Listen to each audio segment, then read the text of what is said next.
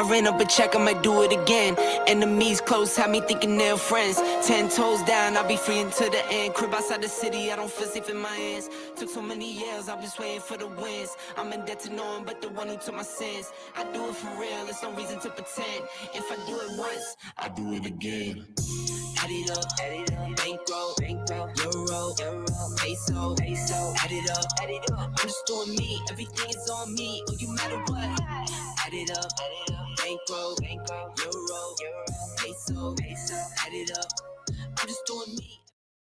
Welcome to Millionaire Before 30, where we are on a mission. That is right. We are on a mission to give you guys the exact blueprint of how to become a millionaire before 30 years old. I'm Ryan Zolan. I'm Brent Daniels, Mr. TTP, Mr. Talk to People, and we're back. It is so exciting. We apologize for taking a brief break over the last few weeks. We're setting up the new studio.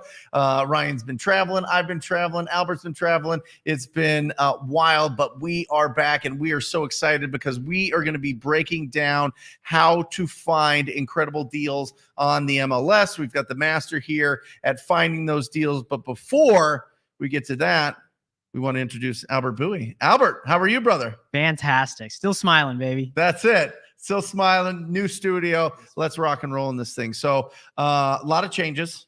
Lots of changes. A lot of changes since the last show that we've had. Yeah, it's been a few weeks now. It's been 3 weeks.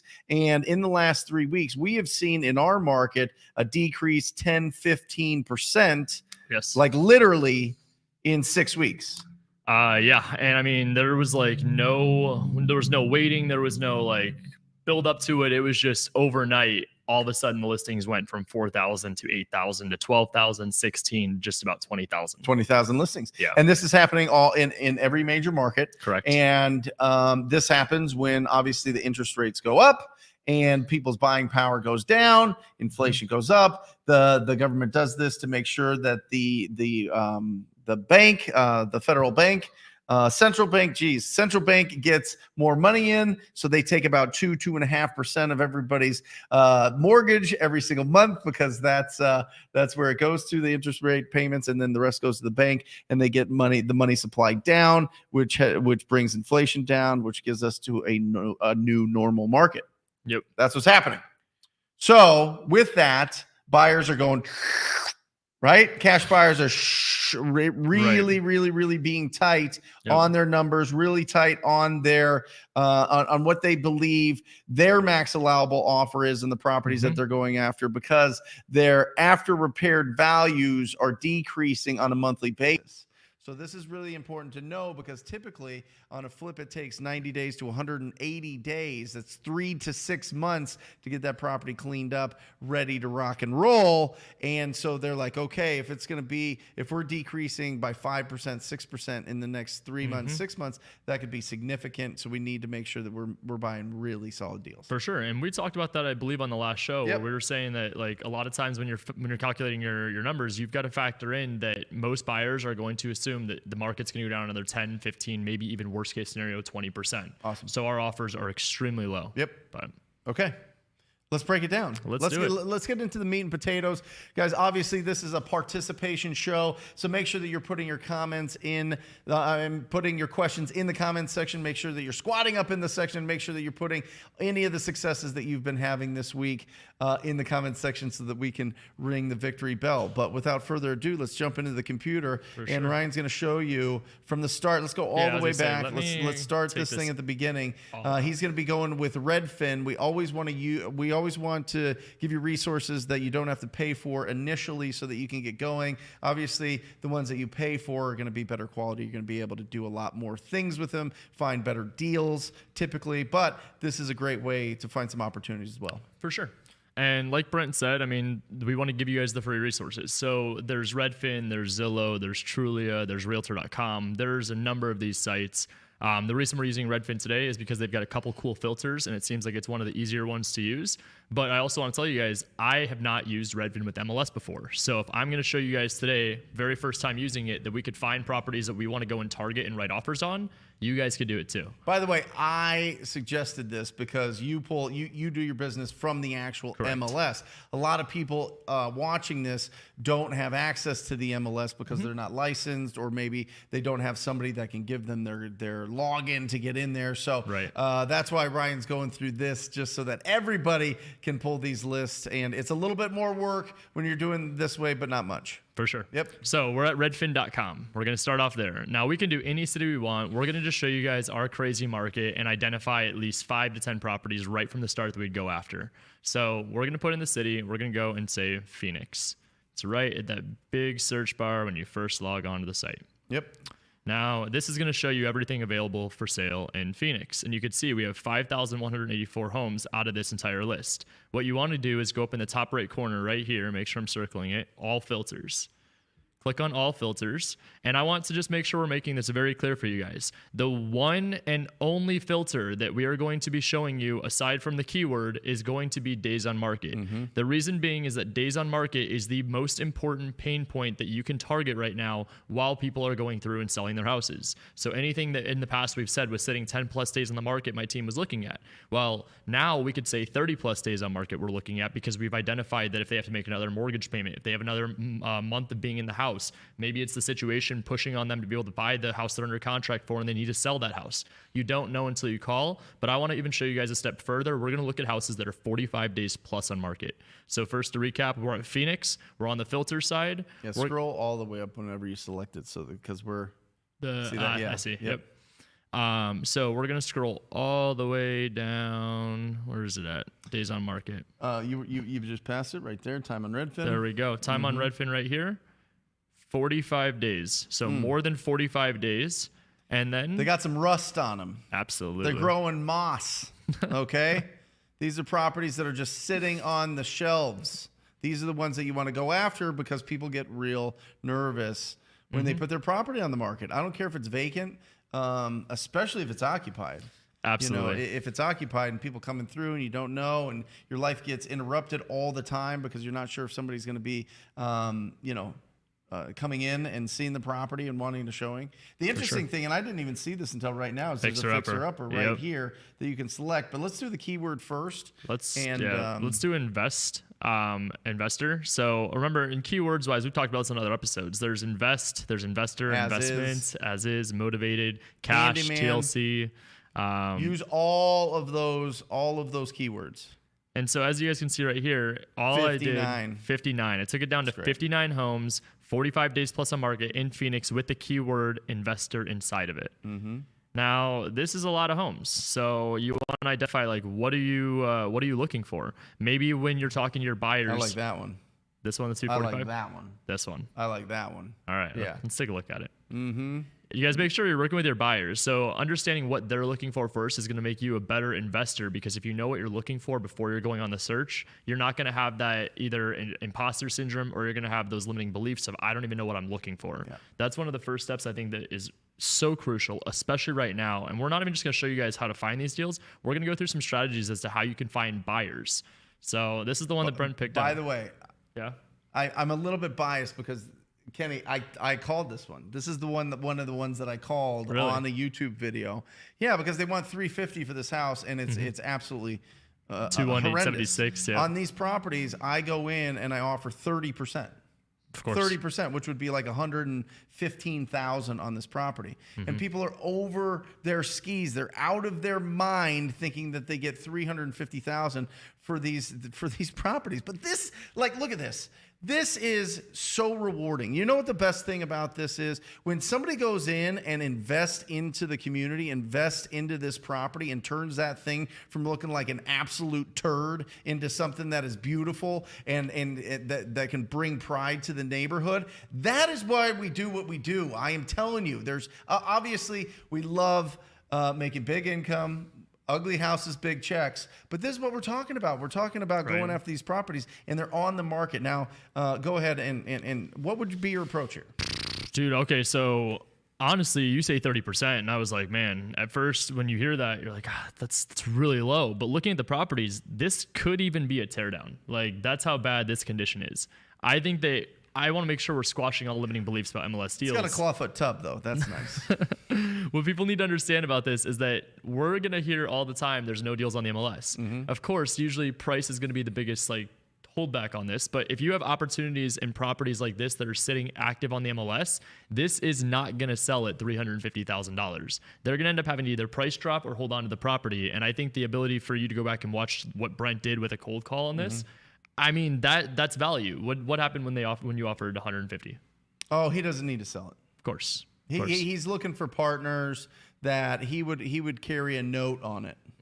Right? Like you go in and you fix it up and then he gets a lion's share of it. And it just totally unrealistic. And I always go in and the approach that I have whenever you call these agents is, one, how many offers have you had? And they'll all tell you, we've had a ton, but nothing that's acceptable. We've had a ton of offers, but nothing that's even close. Right? And the second follow-up question is, okay, if they don't sell this property, what's their plans? What are they going to do with it? Right. You can't rent this. Nope. You can't. I mean, you either have to invest in this or it gets worse and less valuable every day. And when you have a sloping down market where the prices are decreasing on a daily basis, the longer you own this property, the less it's going to be worth. Right. No, seriously. So, you know, the one thing that I look at, Ryan, and I know you look at this too, and this is really key, and we might be able to pull it up on Redfin, but I don't think that you could do it with a lot of free sources. You can do it with batch leads for sure. You can find what they bought it for and how long ago they bought it. Correct. Because there's a big difference between a seller that bought these properties in 2008, 9, 10, and 11, haven't done anything with them, that bought them for 30, 40, 50,000, because that's what these sold for back then, than somebody that just picked this property up in 2021 when the market's going bananas and they spent $275,000 on it and they're trying to make some profit on this. That's a much different conversation. Right. Because if they put their own money in, then they can sit on it. They can sit on that forever. Right. But if they got hard money, bro, time's ticking. Bro, time is ticking. I mean, not only are you losing value just from what it's worth, but you're literally losing cash flow from your pocket. Like you're paying for that every day. I mean, it's just bananas. For sure. And this is one. So I think that, like we said, go back and watch the video that Brent did with cold calling this agent, and because you called the agent on this, right? Yeah. Yep. So I would say that that's one example. Now, obviously, what the processes we like to do and what we go in with our script is we start off by talking about the property. I love how Brent said do you have any offers on the table? Great. Okay. Would it make sense for me to come in? If there aren't any offers, why haven't they taken any? And has there been offers in the past? Were they just not where they need to be? If they don't sell this house, then what? Then you're talking about the seller situation, which kind of plays into that. And you're going to ask them, if they don't sell this, what happens? If they do sell this, then what happens? You're trying to figure out what the seller situation is, and that identifies what their motivation to sell the property is. Then going into the price, which is last, you mentioned price. They just said they want to get creative because it is what it is. It just didn't make sense. But the beauty of it, which we didn't talk about, was that you didn't waste anything time-wise with a transaction coordinator. You didn't submit the offer. You picked up the phone. You called them. You found out there's no way it's going to work out. You move on to the next. So we had 56. And listen, you can submit an offer. I don't think that's a bad strategy. I think it's a bad strategy when you send an offer when you don't initially talk to the agent. I think it's a dumb strategy if you're not going to follow up on a weekly basis. I think it's a dumb strategy if you're not just constantly reaching out and figuring out, are they getting realistic or are they not? Right. You know what I mean? But the fact is, I mean, with a property like this, if they owned it, the only chance that they have, if they owned it free and clear and they wanted 350, great. I can give you 350, but I can't give you anything down, right? So remember, when we're negotiating terms, if they're not going to be reasonable about the price, then we got to get creative. So I'll buy this house for 350, but I'll give them $100 a month for however long it is to pay off 350,000. How long is that, Albert? Trying to do the math. I can't. You know what I mean? And then what I would do is I would get a rent to own buyer in there that would fix it up over time and do something there. That's the only thing that you could do with these properties. I mean, it needs significant rehab. Plus, you would have to get somebody that needs a place to live and is willing to put in the work themselves for the ability to have their own home. But with Redfin here, you don't call the agent. Make sure you go up there and look at that picture of the agent. You don't call that agent. That agent right there is somebody that has sponsored this listing. They actually pay for it, and they might actually be with Redfin. Yeah, they're part of Redfin's agent. You go to the person that the listing Here, let's even show agent. Them. There it is, right there. Right there. You Google Don Barrar, and then you get his info. I want to show them how easy this is. If we just highlight that, even put HomeSmart. Oh, yeah, you got to put it. Just that's fine. Don Barrar, HomeSmart. 9.5 years, Brent. Huh? $100 a month. 9.5 years. $100 a month for $350,000? That's impossible. It's only $1,200 a year. It'd be like 90 years. 90. It'd be like 40 years. So here we are with this. You guys can see we just Googled it. Don Barrar HomeSmart. Yep. Has phone number. There you go.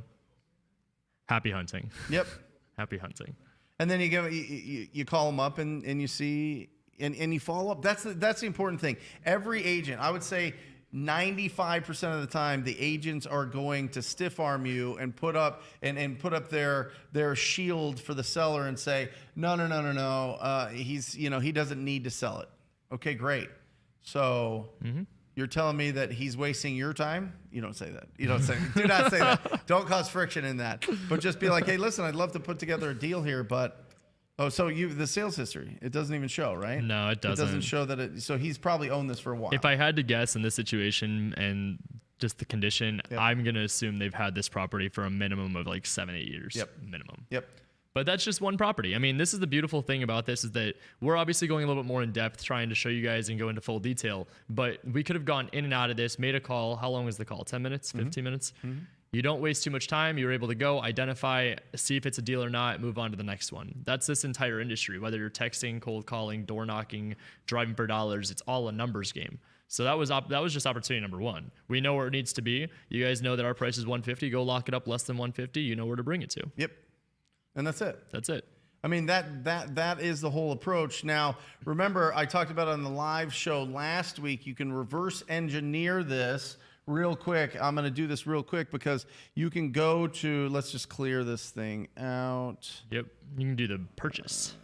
Yeah. You just go to for sale. You go to the ones that have sold. And then you look for the ones that have sold in the last month with those same criteria. You get into them. And then you start calling all of the agents that bought properties. I like this one here. I like doing the filter here. And I like it to say as is because that one, you really know that these are the ones that, here we go. No results. Try it without the dash. Yep.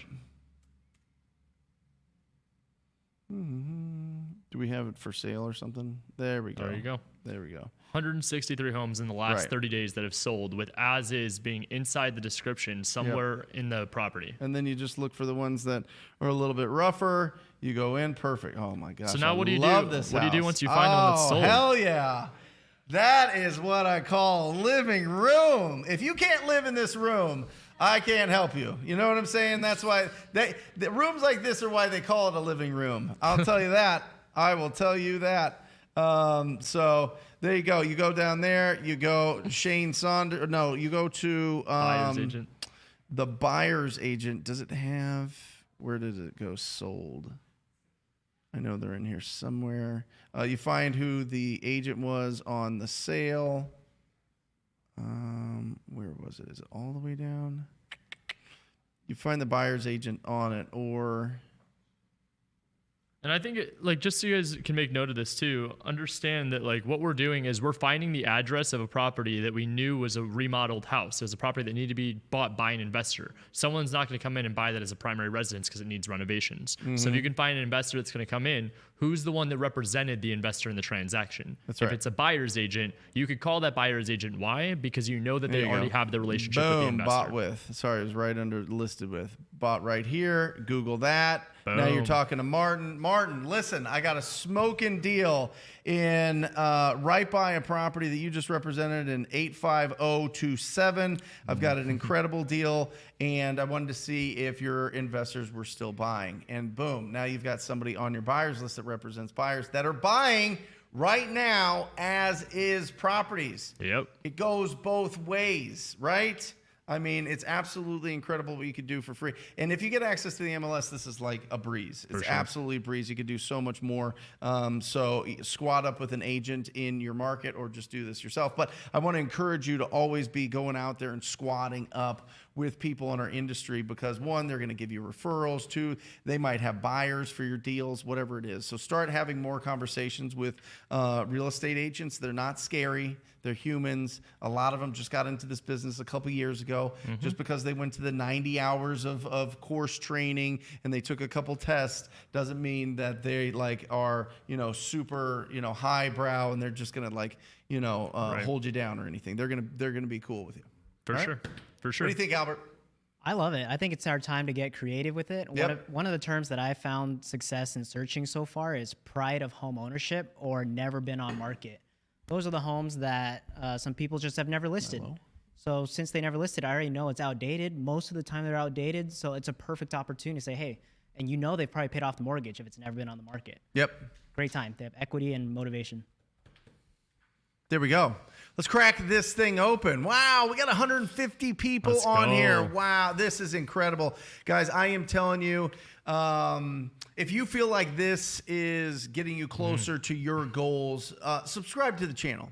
We do this every Thursday. Subscribe to the channel. Hit that like button. It helps. Like kind of put us out into whatever YouTube universe there is, and bring more people that are searching for this type of thing into our world, and for you to squat up with and connect with. And we just want to build an incredible community of proactive people that are actually going out there and doing deals. That's the most important thing. People that are actually doing the deals out there. So, let's crack this thing open. I think we've warmed this thing up enough. Oh, Carlos, I got my first contract, $135K under asking price on the MLS using Privy. Look at that, Carlos.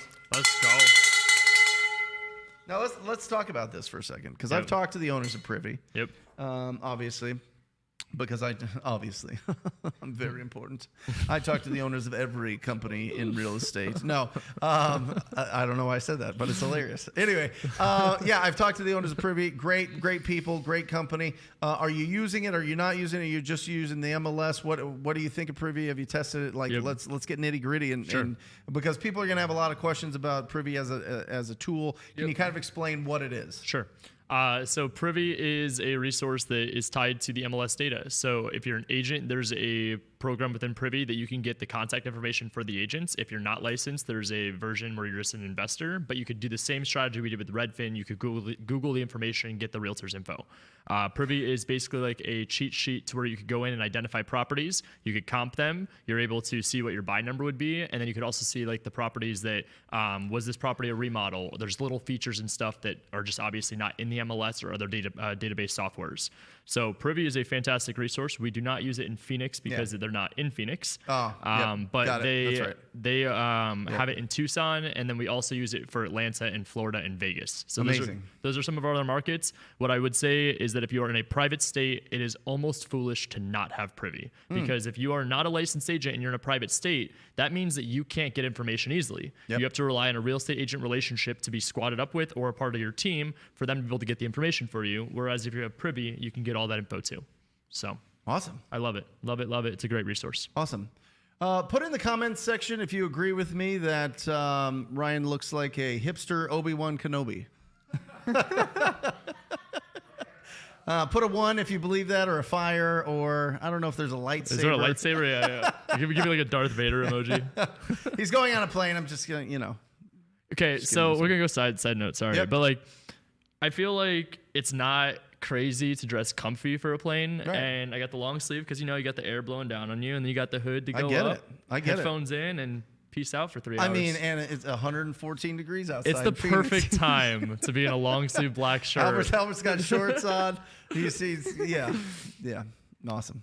TTP and AI. A good start to Thursday. That's right, Matt. What up, Matt? Look at that.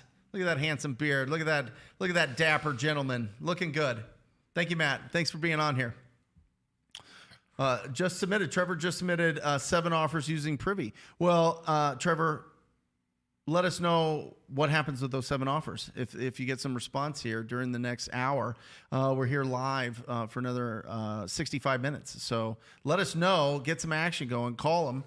So do you submit offers and then call the agents? Like, how does it happen? How do you build that relationship and let them know? And more agents are like, I need to make sure that you've seen the property before I accept your offer, like some of that stuff, right? So in the past, we've just had to get so aggressive to get properties. So we've had to find ways to use lines like, well, we buy so many properties on a sight unseen, yada, yada. In the current market, we're actually having to go out and see the property. So we use a line right now to an agent. If we see the property, would that help our offer and be stronger than the next? So that's one thing.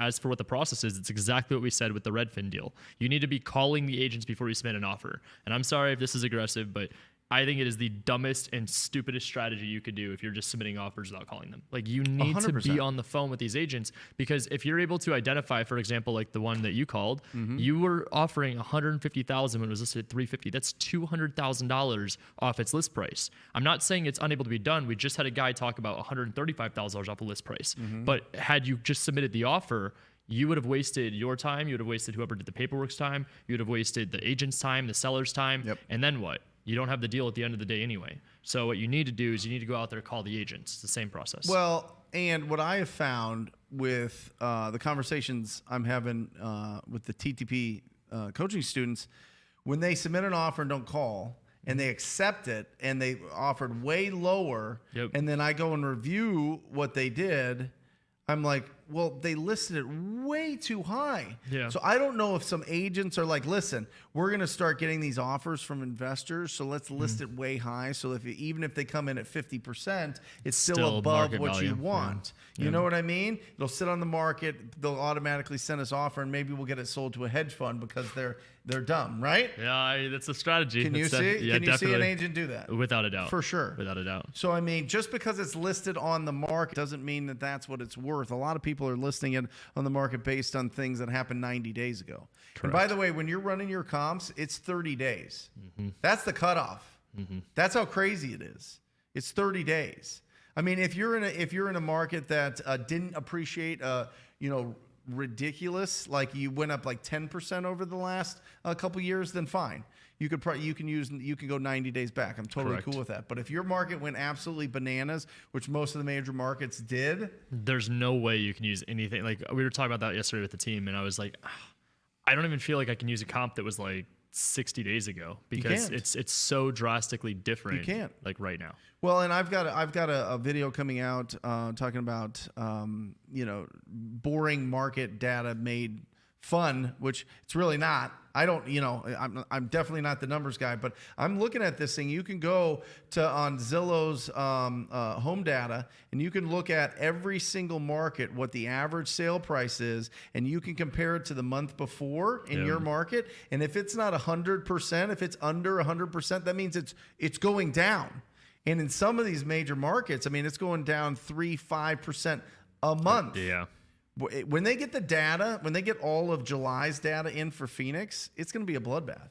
Yeah, I was talking to somebody that think that we're dropping another 20% in Phoenix. And that's because Phoenix just appreciated so drastically high. I mean, we all don't have our crystal balls, but it's definitely not going the right direction.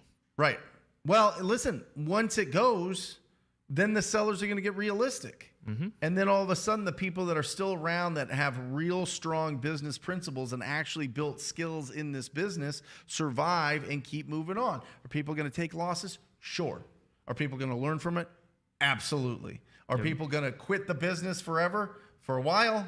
Yeah. For a while. But it'll just leave it wide open for everybody that's going to stay focused on moving forward. Stay focused. Stay focused on moving forward. And if you stay in a position where you are not at risk, you're not putting your capital in, you're going, finding these deals, wholesaling, finding these sub-2, wholesaling, building up the novations, wholesaling those. I mean, not wholesaling, novations, selling those, getting those properties sold on the market. That's how you survive this market. That's how you really build and keep going in this. And it's going to be a fist fight. It's going to be a fist fight to the end of the year. You're going to have to learn new skills. Speaking of that, just to make a quick plug, I said yesterday in the show that it's going to be next Wednesday. I'm going to have Todd Toback on training novations. It's actually in 2 weeks. and it's going to be absolutely bananas. I mean, Todd explains novation. I had no idea what it was. I'm going to be honest. And then he explained it. I was like, oh yeah, we find those all the time. And so once you understand, it's that reticular activator in your brain where, you know, you go out and buy a truck and then all of a sudden you see trucks everywhere. Right. You start seeing these novations everywhere, and it's a really strong strategy. Do you think that's the one that's going to blow up? Do not miss it. Oh, yes. Novation. Oh, yes. Yes. There you go. Yep. In a transitioning, here's why novations work. When cash buyers squeeze and they pause, you need to sell to who else is buying. There's still thousands of properties selling. Right. What are those properties? They get loans. Yep. Conventional loans, FHO loans, VA loans. How do you still do this business and sell it to traditional buyers? Gotcha. That's the difference, and it's gonna be incredible. Sorry, Alejandro, you had something up there. All right, Andy. All right. AI Diamond Tier student. Close 2 deals at the beginning of August. Put in the work. Go for it. Squad up. Split the profits. Make shit happen. That's right. Well, come on. That's for you, brother. Let's go. You take that thing and go. Let's go. Dude, this bell kind of sucks. You gotta step back a little bit. Okay. Put it right on that thing. Well, people's eardrums. That thing's not even ringing, man. It rings. It's not ringing. It's your first time. You'll get better at it. It's practice. Ryan, have you? This is from Diz Loot. Okay. Have you updated your formula that you shared with us during the Privy training a couple months back? Yeah. Yes. So the only thing that's different is take off 10, 15% depending on the market off that 93%. So just go from ARV times 0.83, 0.8. Personally, I'd probably recommend just going 0.8 minus repairs, minus profit, minus wholesale fee. Awesome. Yick Nates. Would you rather physically drive for dollars or virtually drive for dollars? What would you rather do? Me personally, virtually. Yeah. I mean, listen, all I did for like the first 2 years was driving for dollars. And that was because they didn't have all the tools, but Deal Machine literally has it built in to their website. And is Google Maps perfect? No. Can you get a VA to do it for $3 an hour? 1,000%. And can you train them by just doing a screenshot video, like you do it for an hour, show them exactly what you're looking for and how to do it, and they go do it, and then it costs you $120 a week or nothing. If you have no budget, then just do it yourself. Right. It's not perfect. They haven't updated the photos. I don't care. Just look for the ugly properties. You're gonna find a lot more opportunities than if you're like trying to drive all the time. Now, listen, getting out there, seeing it, yes, you're gonna get the most accurate information. But does that stop you from being productive? Does that stop you? Are you using driving for dollars to be busy but not productive? There's a big difference there, right? So. I think that you could get somebody that you could train them really easy. You could train somebody in high school. Oh, you know what I mean? You could train your kids. You don't even have to pay them. You know, you could be like, this is experience. I'm so proud of you, little Charlie. Look at you. There you go, Susie. You're awesome. Look at you getting all these deals. And then you go and make a bunch, and then you give them a slice of it. Woo! Here's $10. Like, yeah. Well, I wouldn't give them $10 if I got a deal. I'd be like, here's 15. No.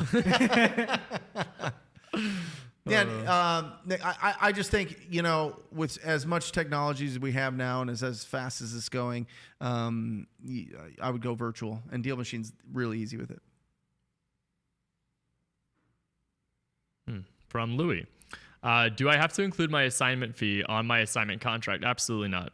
What you're going to find is actually, this is where some buyers, I don't like putting this out in the world because you can set expectations and not be down this route. But if you were to tell them what you're making, that's when the problems start arising. You don't tell them what you're making, you tell them what you're asking is your price. Yep. And then they tell you yes or no. Great question. Fantastic. I always did it, by the way. I always did it for a long time. We've adjusted. We've got a new assignment agreement from St. Clair, the attorney. Yep. And he, I don't know if it's on there. I'll have to look. I always liked it to be up front because I didn't want to be something to be at the end. And then it's the buyer going, what the hell? You're making $77,000 on this deal? And I'm like, yeah, bro. We know how to negotiate. No, I wanted it to be up front so that they know. I kind of wanted to filter my buyers, to be honest. When I was first starting out, I wanted to be like, hey, listen, this is what it's at. And some of them were real stingy. Like 2013 when I started, 2014, the cash buyers in here were like, had all the like flex. Yep. You know what I mean? It wasn't like the seller's market that we've had, and they're going to have more flex. So yeah, I would probably not show that right up front. Right. What else we got? Yeah. What's up, John Johnson, captain of the Discord Nation. There's no way to like show people how to find John Johnson's Discord? It's just like go on Discord. It's just the link. You got to get that link. Up. So I think once you get to a certain amount of like boosts on your Discord server, you can have your own domain, like your own URL. What's a boost? Like, I have no idea. No idea. I'm supposed to be this guy that's good at Discord Albert, too. what's a boost? I have no idea. Come on. Okay, I know the words nitro. It's something nitro. Oh, hell yeah. Yeah. Dude, fast and furious. First cold call of the day was a lead. How do you comp or offer on land? Right now, I am going at 5%. Make sure that it's in the neighborhood. Okay, make sure it's in a neighborhood. If it's rural, it's you got to be super low. But look at what a house sells for, like a fixed up house sells for. Go 5% of that. Used to be 10%, and then you sell it for 20%. But go 5% and sell it for 10 to 15%. 5% of the ARV. Yes, 5% of a fixed up house. Wow. Yeah. So if houses sell for, let's call it 300, you're offering 15, right? Wow. How many cash buyers and developers do you know right now that are like they're not hot and heavy to give you $60K for these I've got a bunch of buddies in land, and everyone told me that they actually saw the market going this way before it even happened because it happened in land first. They said everyone developers, everyone big baller, multifamily commercial, foot off the gas. Yep. What site? Discord.com? I don't even know, John. It's the first button on the site. Here. Tell us what site. Also, tell us where you're living right now. Are you still in, where was he? South America. South America doing something. Dash. That's right, Terry. Yes, I am the grown-up version of Dash from The Incredibles. I get that and Johnny Bravo. Adam, here we go. 44K assignment closed last week. Hit me up if you're in North Carolina. Let's work. Let me show you how this bell rings. Please. I don't know. Maybe it's just the bigger room, but like the effect just isn't there. Yeah. Well, I think they get it. I think they appreciate it. Congratulations. It's actually bell ring number 3. Handra. I know. Isaac, if I'm comping and I find properties apples to apples in regards to square footage, beds, baths, but the lot square footage is a big difference, is it a comp? It depends on what big difference is. For example, there was a house that I just comped with the team yesterday where it was a model match, but the lot square footage of our comp was 9,000 and our square footage of our lot was 6,000. Yep. That's definitely a comp. Yep. Factor in an extra, I think 5 or 10K for the lot being bigger. So. Yeah, it's really interesting because not all lots are made the same. Some lots are awkward, and awkward lots don't sell as well. If it's a weird shape, triangle. If it's a weird shape, if it has any kind of, it might be a big lot, but a lot of it's not used because not in Arizona, but in most of the country, there's a lot of trees, right? And so is that covering all the lot? So it'd be interesting if it's like, oh, well, the one I'm looking at is a 5,000 square foot lot, but the comp is exactly the same and it's on an acre. It would just depend. I truly, people look at the house first. I mean, there's very specific buyers that like anything with big garages people love, right? Anything with big lots that you can do whatever you want with people love. So it just depends on if it's a traditional lot or not, Isaac. And if it is, I wouldn't give it too much. I mean, if it's a lot that backs to a water, that's different, right?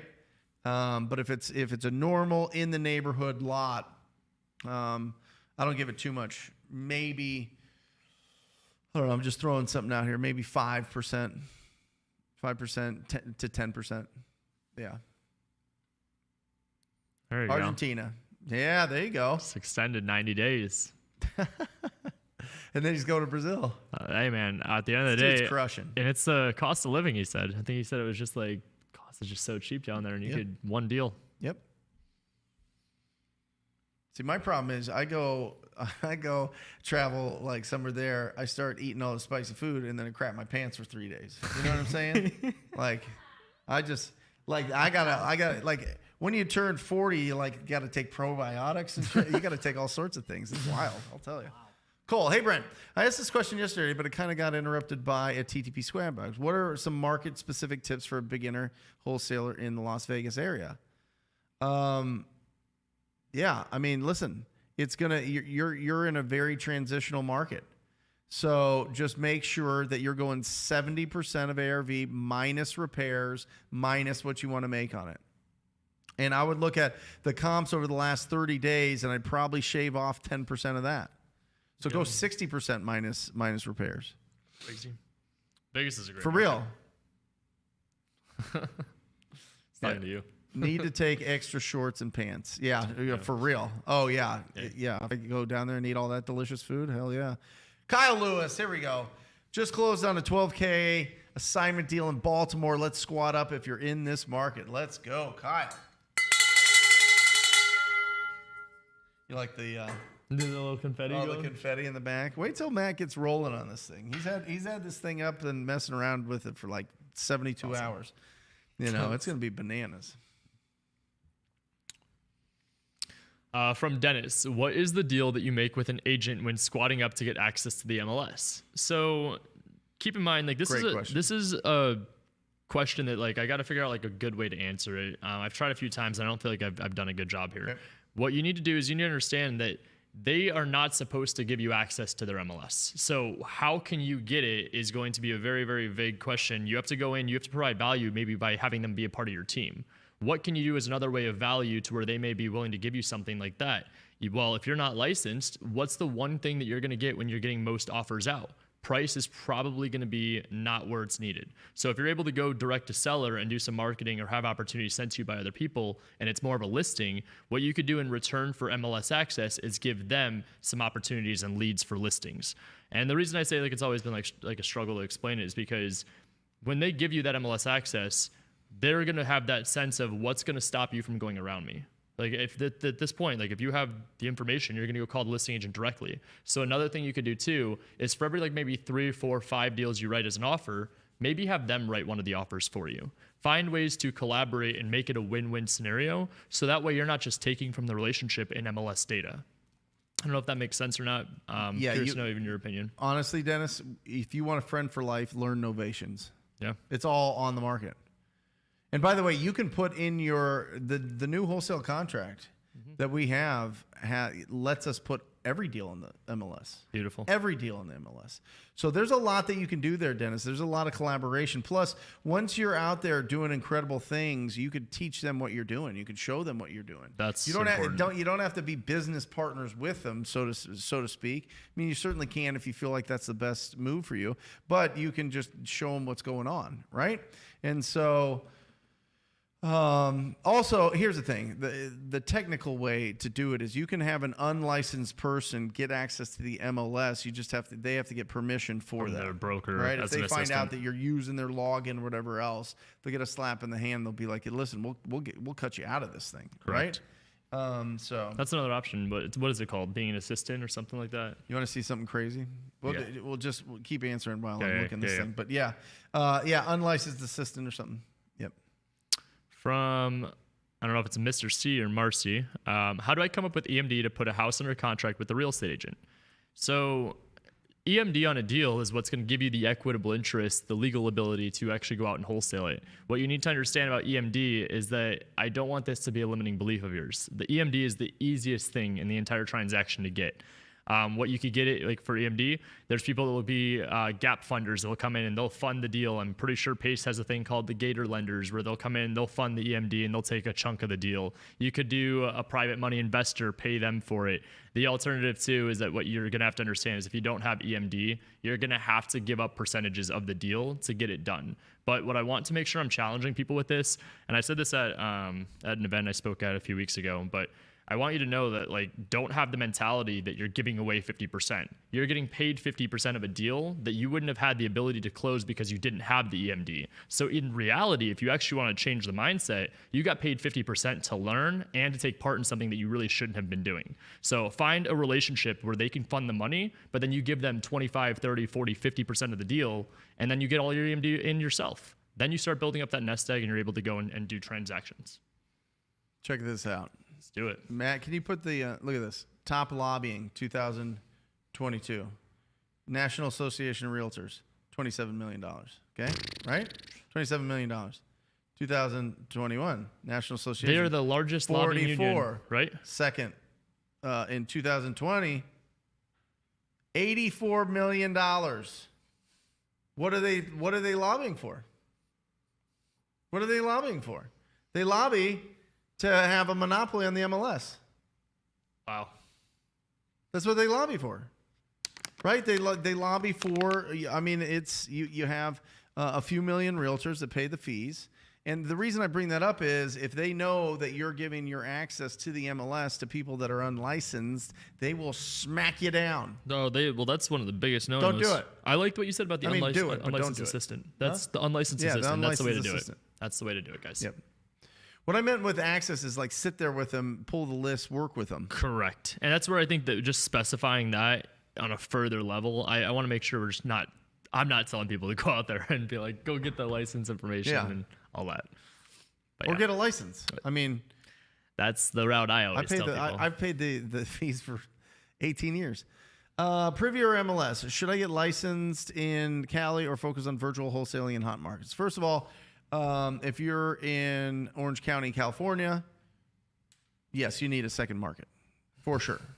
There are people there that have spent generations building reputations, literal generations. All right. They are entrenched. They have millions of dollars to spend, and they're going to outspend you. They're just going to outmarket you. Okay. So have a second one. Now, if you see a vacant lot, if you see a rundown property, if you see, some tired, beat up multifamily, yeah. Then I mean, still go for it. Still drive for dollars. Still go after those lists. Still try to serve the people that are in distress in Orange County. But remember, you're going to have a lot of people spending a lot of money on those as well. So have a secondary market for sure. Yep. And so it's Privy or MLS? Should you get licensed? Yes. Absolutely. I mean, listen, I don't like taking tests. Great. Okay.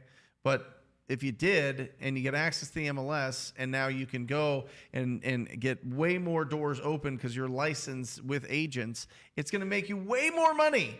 Even so if can you suck it up and pass 2 tests and go and literally do 90 hours of school? Can you do it virtually now, or do you have to sit there? You can do it virtually now? I did it. Yeah. You did it? All virtually. Back in my day. Did you pass first time? Took me 7 times. You're such a teacher's pet. Yeah. I knew it. Such a brainiac. You're brilliant. I love it. I say to get the MLS. Yeah. Get the MLS, get licensed. And also, too, like Brent said, if you're going to go virtual, why not just have the MLS as a backup strategy in Orange County? You'd be surprised if you pull 3-4 deals a year out of that. MLS is going to pay for itself. You're making money. It's all good. Yep.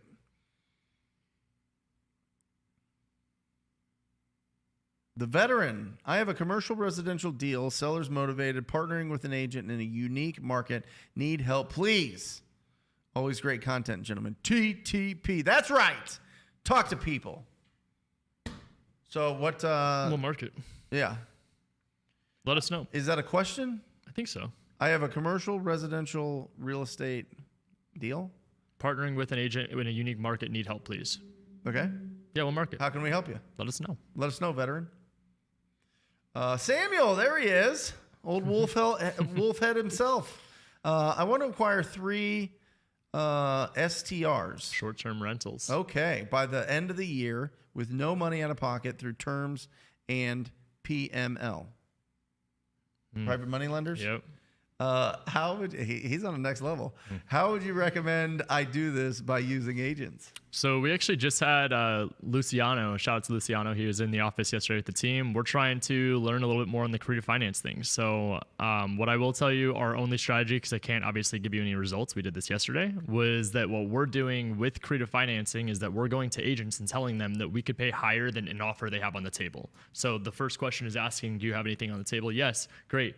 I know you probably can't tell me where it is, but can you give me a range of where I need to be? And then if they give you a range where you could come in and you could beat that offer, what's the way you could do that? It's going to be through terms. So the only fall through with that option is you got to be mindful that most people are going to have to be in a situation where they can be open to creative terms, and they're not going to need the proceeds from that deal to sell to be able to go and buy another house. So are they still doing like that Airbnb hack?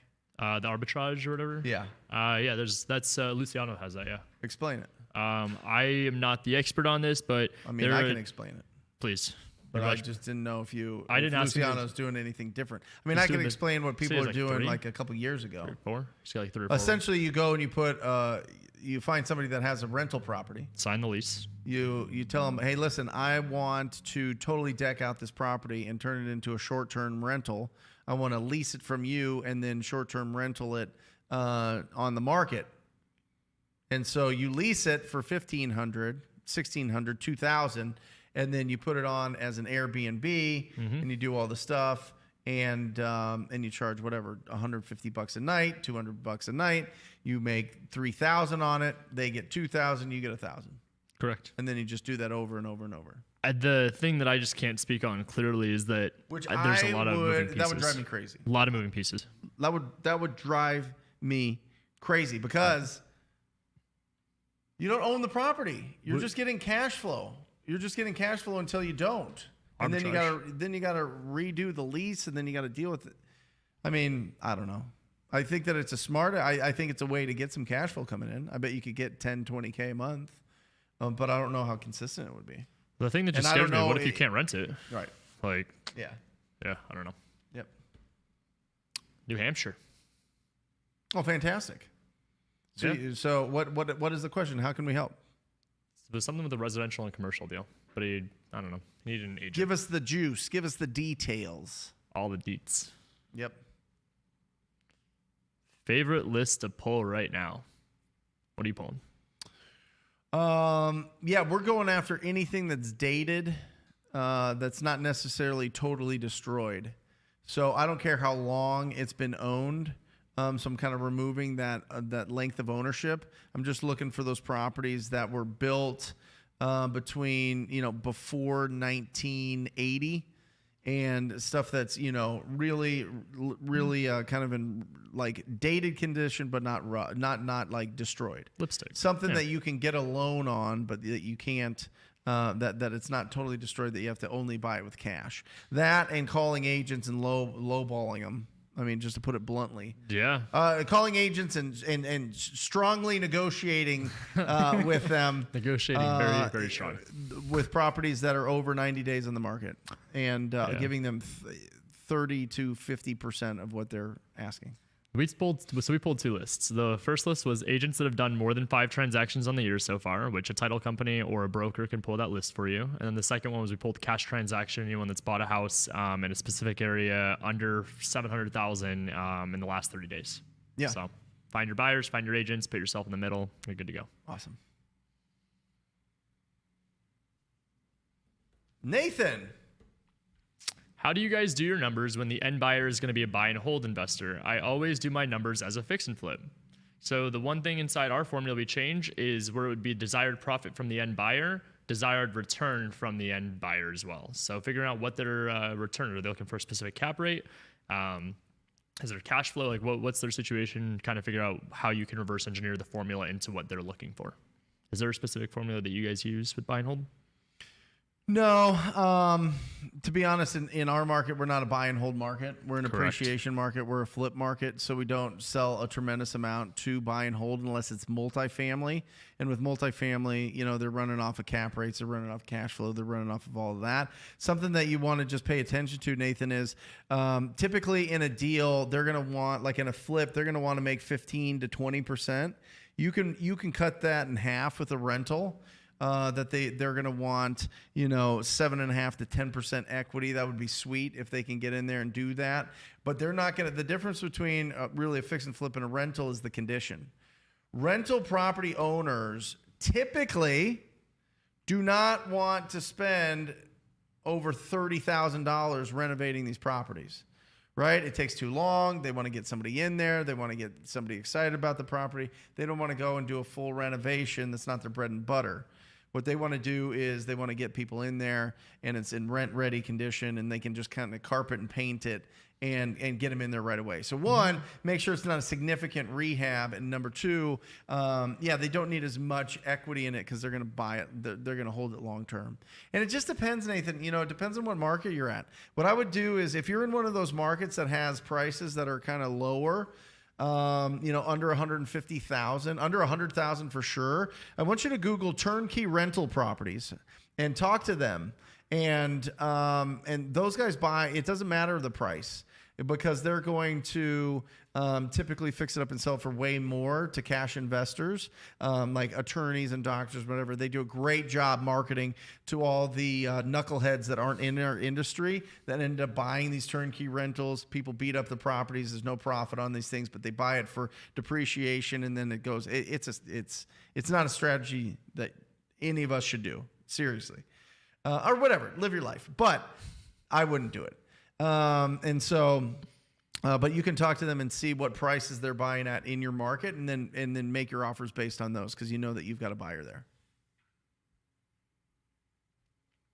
From a manual, what's the difference between Privy and PropStream? You're more the prop. Yeah, sure. Guy. So Privy's more attached to the MLS. They're going to show you which properties on the MLS look like deals and kind of what to offer on them. PropStream, and I've switched over to batch leads 100% with my company. And use whatever you're familiar with. But if you're going to if it's between PropStream and batch, I would go with batch leads for sure.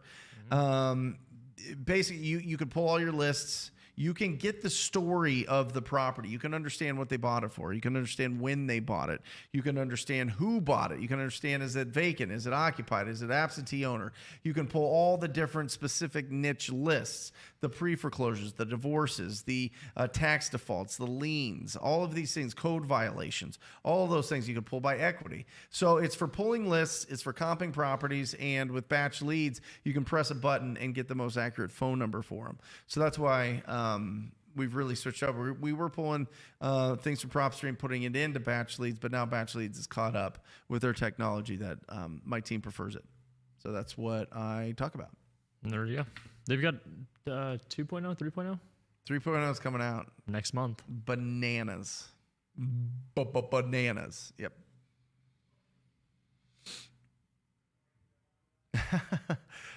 Can you give me the other angle, Matt?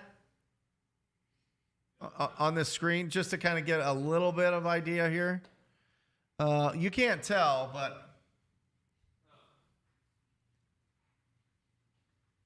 like it's 20 feet by 9 feet, Rob. 20 feet by 9 feet. We'll zoom out a little bit here. Here you go.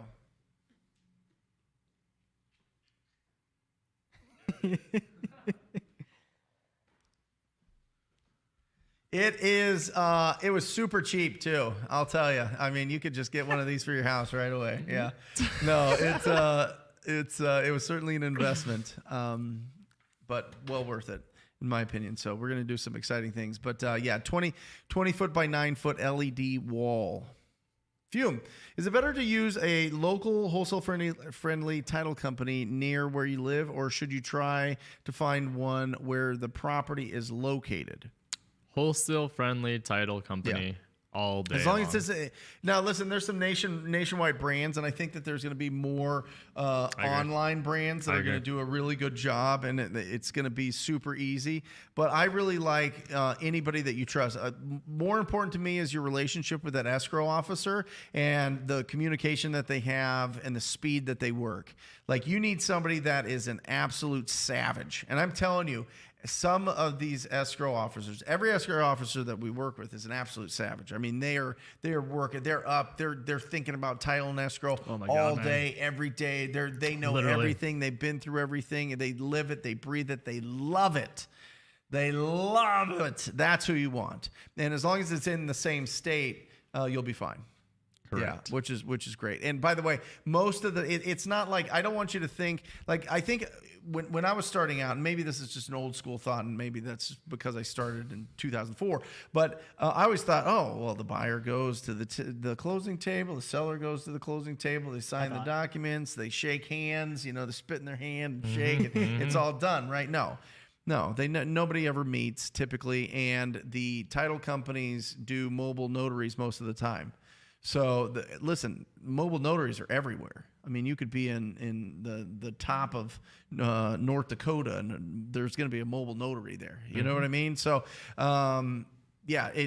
find somebody that's really great, that you really build a good relationship with, and if you can drive and see them, that makes it even better. You can bring them flowers, you can bring them gifts, you can bring them all the stuff that's fun at holidays and that type of thing. They're truly on your team. All right, from Nick Yates. My sister's watching with me and she wants to get her first deal in the next 30 days. Can you explain to her what she should do to make this possible? Yes, you have to talk to 200 property owners. Yick Nates' sister, you need to talk to 200, not call. Talk to 200 people that own ugly houses. Now, here's the thing. It's going to take you, you're going to probably have to make 2,000 to 3,000 calls to talk to 200 people. That means that you have to have a significant list of opportunities. Okay? From there, you have to understand that it typically takes 90 days to get it closed. That's the rub. That's the hill that you climb, right? Is you have to mentally be prepared to do the same thing consistently, with enthusiasm, with certainty, with a tall posture, with stars in your eyes, electricity in your feet, fire in your belly. You got to be an absolute rhinoceros and charge through and focus on that one thing, finding that one deal every single day.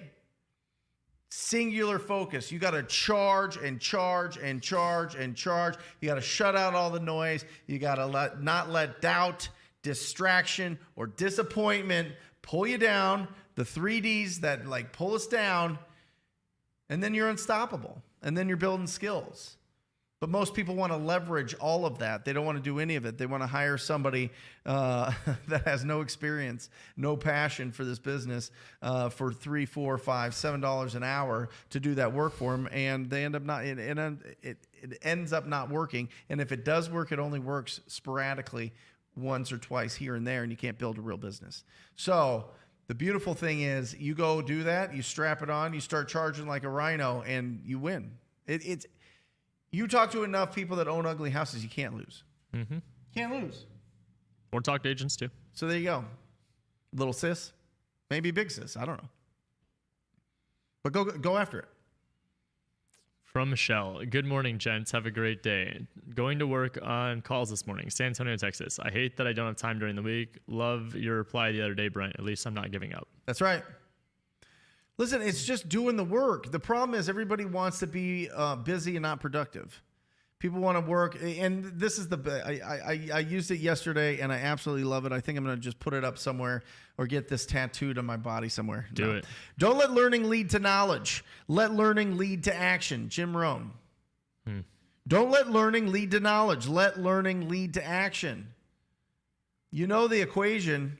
You know what I mean? It's it's the actions that we take and the experiences that we have. The results is our education. It's not the knowledge and the action equals results. It's the action plus the results equals our education. It's the absolute truth. And that's why I love that Tom Kroll old school rhino tribe mentality, being a rhino, because you're not thinking, you're just doing. You know what I mean? You're just a powerful animal out there just finding opportunities. Run through it. And you don't stop until you get it. That's what you have to feel like. That you wake up, you roll out of bed, You're a 6,000-pound rhinoceros. You know what I'm saying? I do. You get that scent and you're off and running, baby. I get it. It's that you don't brush your rhino teeth. Yep. And you clean your rhino horn. Sharpen the horn. And you get out there. There you go. Want to get my first deal by my 50th birthday, October 2nd. 200 people. Let's do Get going, Michelle. You got this. Front your arms reach, teach me skinny my whole. Okay, yeah, man. Like part of it is that he looks so much more amplified next to me too already. So like in real life, yeah. Listen, does that work? Yeah, I'll bring my mom in here. She'll show you why I look like this. No, listen, who cares? Exercise. Go do your thing. It's the same thing. Just do a bunch of arms. Don't even focus on legs at all. That's it. You guys don't even see underneath the table. It's like like my legs. I mean, just thin. That Johnny Bravo physique. Yeah, huh? Johnny Bravo for sure. That'd be great. Thank you, Sam. Is there a specific part of the country you like to invest in? I don't see many people investing in Northeast. Going to be listing my first flip here in Pittsburgh that me and Jerry Norton are working on. Great. Awesome, Sam. Well, Jerry's great to work with. Jerry is incredible. I only invest here locally. Yeah. Same. And I don't do a tremendous amount of it. My strategy, Sam, is bring in as much income as possible, and then build up a bank. Essentially, is my strategy. If you look at who wins on every transaction, it's the bank. It's the bank. It's the bank. It's the bank. You know what I mean? And so that's going to be, and that's Jerry's strategy as well, by the way. Jerry had tons of rentals, sold them all because they were just it's another whole business. And I get it. It does very well for depreciation. And my family office, the wealth managers that I have, tell me to buy a minimum of $1 million a year in real estate. I bought this building this year. I'll buy a couple other properties next year throughout it, especially, if the market really gets a little bit rougher, right? And we go down and we can get these, when we get these properties at 30%, there'll be some in good areas that I want to be. But I always encourage you to buy in good school districts. Seriously, buy in good school districts. If it's not a good school district, I wouldn't touch it unless it's commercial.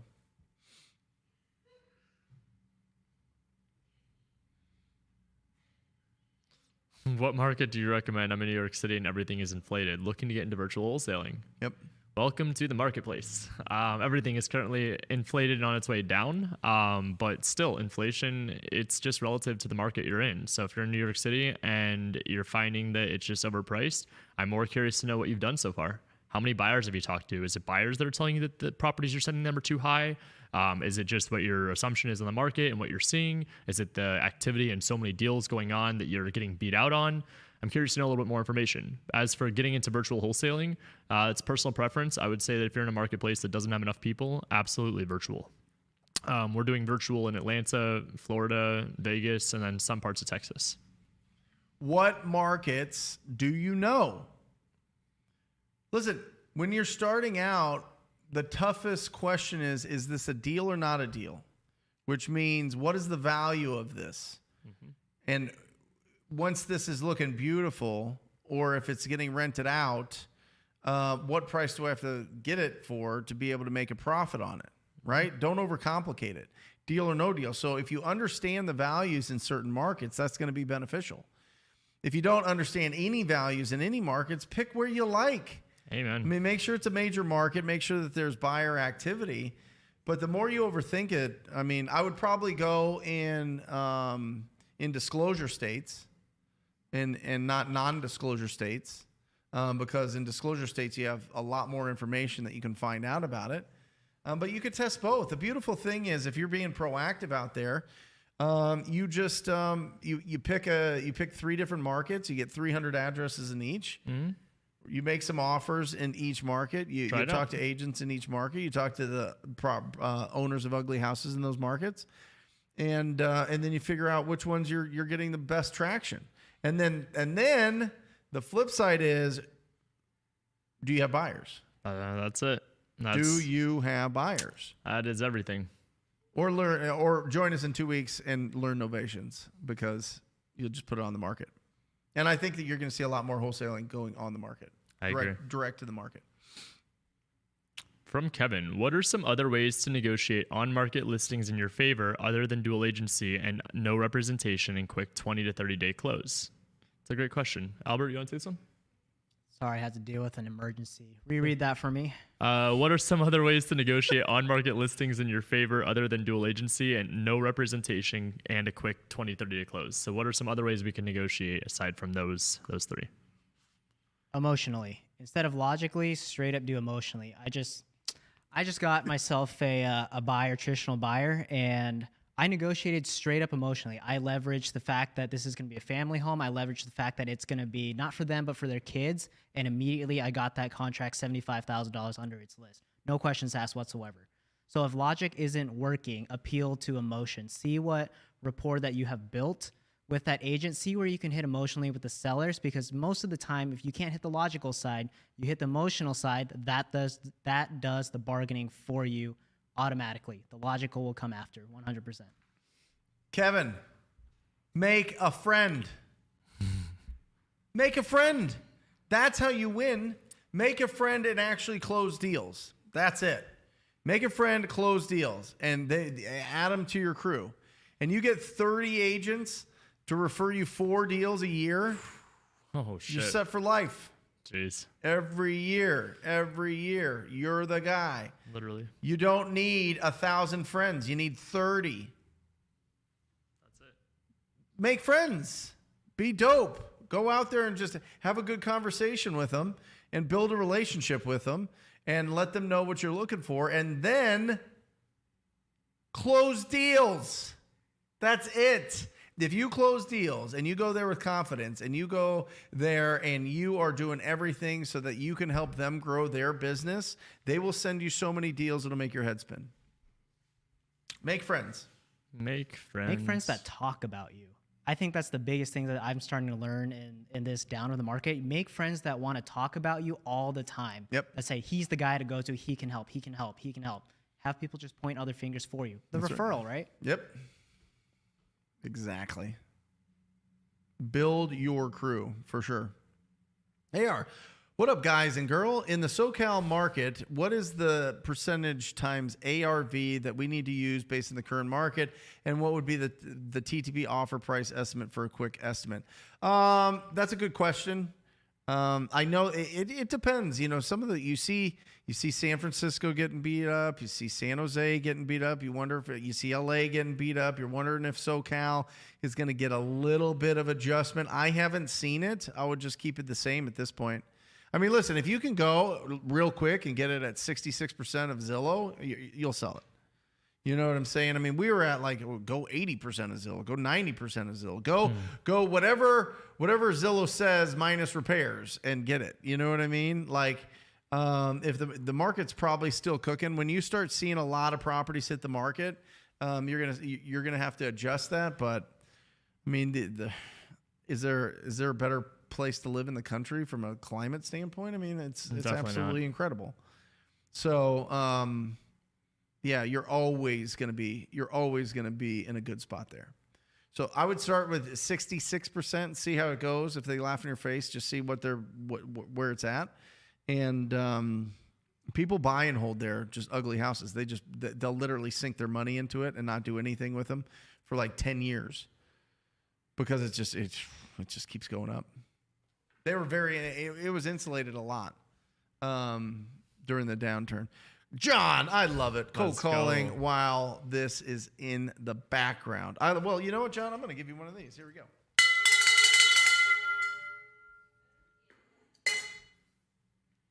Yes. And I'd like to rebrand cold calling to TTPing, please. TTPing. Talking to people. That's what I want. You know, cold calling was always like a negative. Like, it's like, oh gosh, like it feels like, you know, the words that we use in our brain and use the words that we use on a daily basis really affect our mood, really affect our emotions, really affect our affirmations, right? And affirmations go both ways. And affirmations control our subconscious, and our subconscious controls the actions that we take while we're conscious. Yep. So when we need to fill our brain with as much positive affirmations as possible, followed up with action, which builds skills, which then drop down into our subconscious. So, Angel, well, listen, you could go on True People Finder. Yeah, that's right. You could go on True People Finder. You can go on White Pages. You could do whatever until you get going. I would pay the 14 cents an address for batch skip tracing. Without a doubt. You cannot cheap out on skip tracing. That is the one thing in this industry. If I'm going to tell you, like, there are shortcuts to anything, but if you're going to do anything the way that you should, 155% skip trace. Yeah. Batch skip tracing, they've got the best data. Yes, it's 14 cents. Use the code, get some discounts. Yep. But your data is everything. Yeah, I mean, you can get it free, but it's a lot more legwork. You have to go and put it all in individually, and then also you have it's like 50-50. Yeah, if it's the right you're number. Just wasting time. And then you get frustrated, and then you're like, you know what? I'll just go drop ship tables, and I'll do e-commerce now. That's it. Which is fine, but I think this business is more long term. Lamour, if I offer a listing agent to double dip on their own listing but find a cash buyer for a buyer's agent using Zillow Redfin, would I pay the listing agent out of my assignment? How would that work? It's a fantastic question. Yep. So if you are going to, and let's just break this down for people that are watching them, if you guys can't connect the pieces, there is a listing agent that represents the seller. It sounds like Lamour here is the one that went and found that deal with the listing agent. They want them to represent them in the transaction. Where I think you might have messed up a little bit of the process in this example is that you went to the listing agent and asked them to represent both sides, which is fine because obviously the person that has the cash buyer is another agent.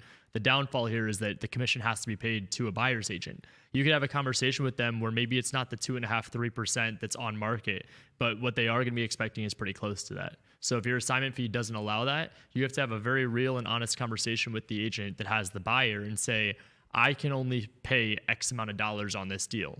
Now, just be mindful, they've got the relationship. They're not just going to go and give you that cash buyer or their phone number. You're going to have to go and you're going to have to pay that agent. So, yeah, Lamour, first of all, in this, you have to have the deal locked up. Yes. You have to be under contract. Because if you're not, you're kind of acting like a third agent. Correct. And you can't do that. So, one, you have to have it locked up with you and the listing agent. Great. A buyer's agent, you go, listen, they're getting both sides. That's how I locked up this deal. I'm going to pay you out of my assignment fee, your fee. And if they're expecting 3%, pay them 3%. I don't care if you're making like whatever. If they make $15,000 and you make $7,000, you do that deal. Correct. Because if that buyer's agent, if you have a buyer's agent that has real buyers in this market, you hold on to them with every fiber of your being. And you make them as wealthy as possible. Mm-hmm. You don't play that game, let's do 50-50, whatever else. If they expect the 3%, you could start there. Be like, listen, I'm making 15 on this. I'll split it with you 50-50. Does that work for you? Correct. Well, I need my 3%. This buyer, I know that this buyer's going to buy something, and I'm going to get 3% out of it. That's what I want. Yep, and that's kind of what I'm playing too. I think that most of the time the commission, if you're in a higher price point like 500,000, 3% is 15 grand. If your assignment fee is only 10 grand, you can't do that. So that's where I would lead with telling them that. But yeah, let's split it 50-50. I'm making 10 grand on this. I can give you 5. Do you still want your buyer to buy this? Correct. That's the conversation you have. No, I got to find something else. Okay. You know, that's it. You don't go, oh, let me go talk to their buyer behind their back. Right. Sell this deal to them. You'll lose the relationships. Your reputation is everything, for real. And the people, there's blacklists in our market. Very much so. And they're all out of the business now. They're work at used car lots. I'm serious. I mean, nothing wrong with the used car lots, but they're just not in real estate. Yeah. Yeah. Ryan Brent, how would I write a proposal to the city to build affordable housing? I have a seller with 3 houses on the land. Across the street, the city is building a new health facility and hospital. That's incredible, Jamar. You have to find out who is in charge of government housing. Beautiful thing in Phoenix is it's my cousin, Sherry. Really? Yeah, it's dope. And she's now for the whole state, which is actually really cool. Yeah, she's a baller. She's on the news all the time. She's a killer. Yeah, you just got to find out. Just go to the affordable housing and see who, if it qualifies, and just call them. Just call down. Just call down to the city. You could probably start at the neighborhood services department and get the right information, or you can look for affordable housing in your area and just call them up and see what the process is and see who you should talk to. And if they're kind of like whatever, these people don't get paid a lot and they have to deal with the public, which never in my life, right? So understand that they're going to not be like, oh, yes, of course. Let me give you the most unbelievable customer experience that you've ever had. They're going to be a little rough around the edges. So go in with a lot of love, a lot of rapport, and just, make friends with them. It might take you a couple calls. You might have to go down there and literally talk to them face to face. That's the best way, is go down and talk to them face to face. But that's incredible. From Drew Biz, any different type of offer process for a more rural area with a low population and not a lot of comps? Hell yeah. Mm-hmm. Much lower. It all depends on where you're talking rural wise. How many people are in there? How many investors are out there buying? What is your current active inventory look like in the market? As for rural wise, do you have example or percentages as to what you'd say, as a broad? Yeah, if it's under 100,000, you got to be probably at 10 to 15%. If you're, between that 100 and 250,000, you're going to want to be at that 30 to 40%. Mm-hmm. And then if you're above 250, which there's not a tremendous amount unless it's got a lot of land or a lot of, commercial opportunity or something, you're going to want to be in that, 40 to 50%. There you go. From Justin, how do you know when it's time to scale your wholesale business? Mm-hmm. Is it number of deals closed, cash in the bank, experience, etc.? $200,000 cash in your bank after taxes.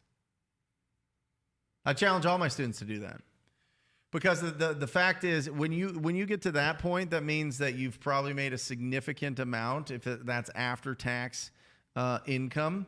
And that means that you've built the systems, you understand how to find those opportunities. You've already got a pipeline of opportunities already set up. The issue is people start out without a lot of pipeline, and then nobody's doing anything because they make 3 calls a day because that's all the leads that you get that day or whatever else. Or maybe you get 10 leads a day, but they're text leads and they mean nothing. Right. You know what I mean? You got to give people real leads. You have to have real leadership skills, and you have to have enough money in the bank to run this thing for at least a year in this market. Before, in 2018, Alejandro did this video with me in 2018 and 19 where I said you need to have 6 months reserves. You need a year now. For real. You need a year just to see what's going on. Where is this economy going to land, right? So if you have a year of expenses in there, and it's 200,000 typically is enough, right, for a year's worth of expenses, as long as you're not going absolutely crazy with marketing. So that's what I would challenge you. I actually challenge all of my students not to buy any rentals until they have $200,000 cash in an account. Wow.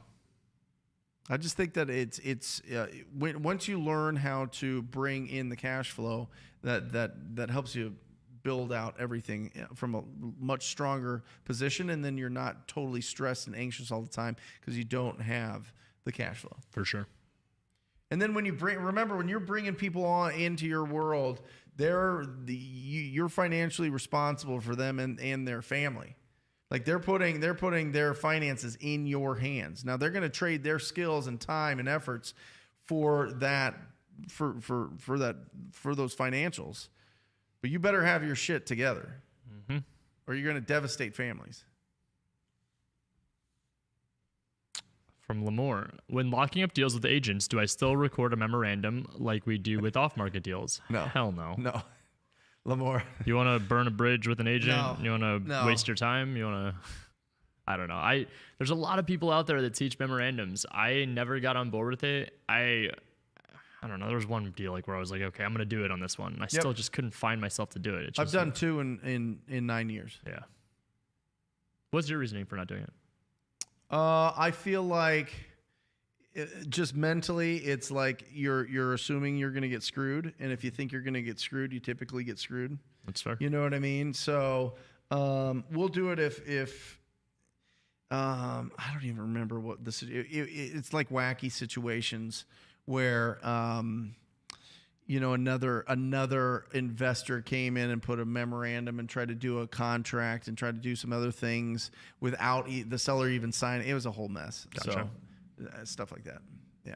Wait, if Privy's properties are already at a discount, do we just offer $10K below listing and wholesale it? Nope.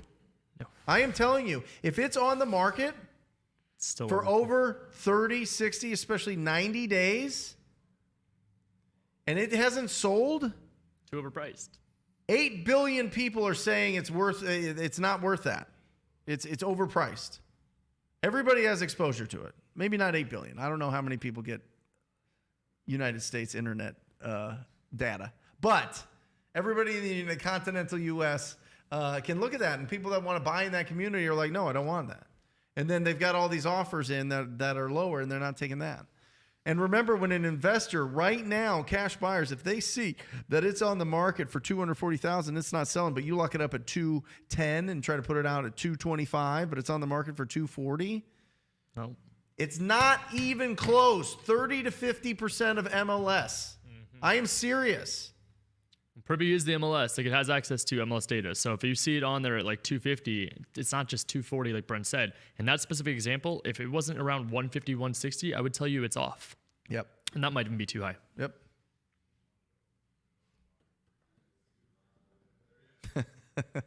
What does that mean? That picture? You know it's a meme. What was David, that video? Went part-time at my full-time job to pursue real estate investing and wholesaling this year, and I'm getting my first real estate check tomorrow. David, you absolute savage. Look at you. Let's go. That is charging. That is incredible. It's great. Absolutely incredible. So, thank you, David. Listen, you're thanking us, but honestly, thank you for sharing that. And you did all the hard work. You know what I mean? You went out there. You got through all the fears. You got through all the uncertainty. You went through all the rejection. You went through the emotional ups and downs of this business, and you're fighting through it. I'm telling you, you get your emotions in check in this business. Just kind of the segue. You win, because our biggest liability in this business, our biggest cost, is our emotions. Without a doubt. Because when you're down, it's tough to focus on winning. It's tough to focus on anything else. It's tough to focus on going out there and hunting and having that confidence. You know what I mean? And it's just, you got to just really build rhino thick skin. You do. And it happens over time. Congratulations, David. From Isaac, how often do you follow up with previous agents? How do you reach back out? Text, call? There are a lot to reach out to for me. So calling would take a bit. Thoughts? Calling will take a bit. I would say that it's like right now we're doing text blasting. We're sending out 50 texts per person on the team to agents. So we're sending that out, and then we're relying usually on that to bring in a good 5-6 like good conversations, and hoping to find 1 to 2 really good agents per day. So if you can kind of reverse engineer it as to hoping to find 1 agent per day, hopefully that makes it seem a little bit more attainable. The other side of it too is I like to reach out based on how the communication is with them. So if they texted you back, text them for outreach. If they called you, call them back for outreach. If it's going to be email, we will literally email and do follow-up emails with agents. So it's just a matter of figuring out what their flow works best for them and then accommodating that to you. Yeah, Isaac, listen, 9,000. Talk to 9,000 agents. 900 of them will be cool, and find 30 of them that'll give you 4 deals a year. And dude, that's 30 agents, 4 deals a year. Yeah. Do the math. And listen, Isaac, what's the rush? Take 5 years to do it. Take 3 years to do it. It's not going to happen in a year. You're not going to talk to 9,000 agents. Well, you could. You really could. But it'd be a grind. Yeah, that's a lot of conversations every single day. So, what? Oh, last question. Oh, okay, here we go. Thank you, Daniel. You did a great job with that.